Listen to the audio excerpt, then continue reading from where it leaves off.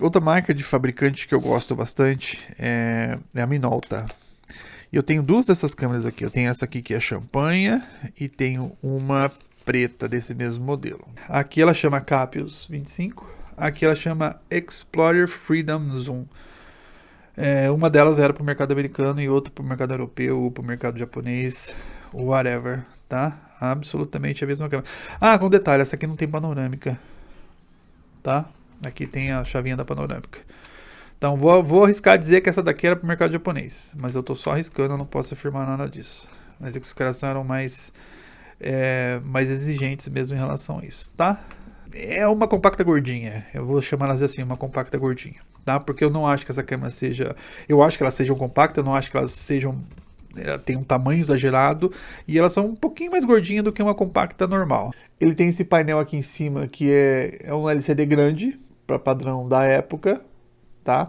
Tem uma pancada de recursos aqui, enfim, flash, timers, função macro, função distante, flash não sei o que. Tem a função data também, esse modelo tinha a função data. Tem função panorâmica, onde você liga e desliga. Tá? Enfim, era uma câmera assim, completa para aquilo que era considerado normal. Ela também não tem nenhum modo boob, nenhuma dupla exposição, não tem temporizador, não tem nada que possa separar ela da maioria das câmeras.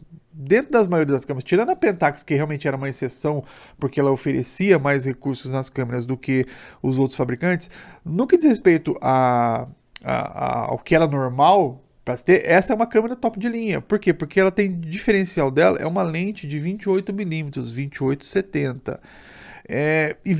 Lente de 28mm naquela época era um negócio que custava caro, não era barato.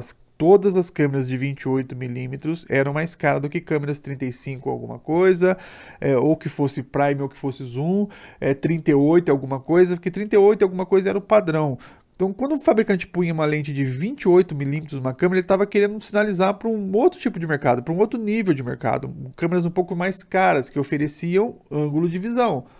Tá? Essa câmera aqui, ela não tem nada assim que a recomende no que diz respeito aos recursos a mais, mas ela tem uma lente que é diferenciada, tá? Era uma lente 28mm, tá? Num corpo compacto, com design, na minha opinião, fantástico. Eu, de fato, gosto desse design. Num tamanho relativamente pequeno, por uma câmera que tem uma lente que seja acima da média. Enfim, ela era uma câmera que tinha, os predicados dela eram outros, né? É uma câmera que tinha um público certo, gente que queria uma câmera compacta, com uma lente de 28mm, que não era comum na época. De fato, isso aqui era uma coisa que era a exceção.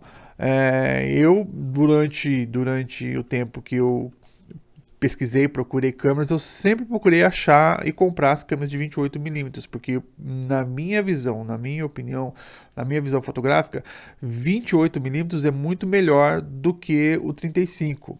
Para mim, a lente 28mm oferece mais ângulo de visão que encaixa mais na minha visão fotográfica. Tá? É uma opinião só, isso não existe prova científica de que 28 seja melhor do que 35. Eu gosto mais. Então, assim, todas as câmeras 28mm que eu pude achar, que eu pude garimpar, eu acabei buscando. Tá? Eu gosto de fato do 28mm.